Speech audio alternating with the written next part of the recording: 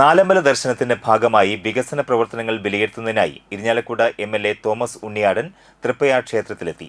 രാവിലെ ക്ഷേത്രത്തിലെത്തിയ MLA. Thomas ഉണ്ണിയാടനെ നാട്ടിക എം.എൽ.എ. ഗീതാ ഗോപി സ്വീകരിച്ചു.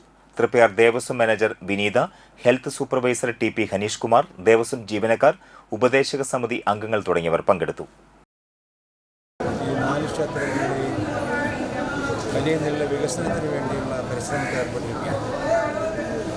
ഈ നാലമ്പല തീർത്ഥാടനം അതിൻ്റെ ഒരു പൂർത്തീകരണം വരുന്നുണ്ടെങ്കിൽ 4 ക്ഷേത്രങ്ങളുടെയും വികസനം ആവശ്യമുണ്ട്. അതുകൊണ്ടാണ് ഞങ്ങളെല്ലാവരും കൂടി ചേർന്ന് ഇത്തരത്തിൽ വികസന കാര്യങ്ങൾ ശ്രദ്ധിച്ച് മുന്നോട്ട് പോകുന്നത്.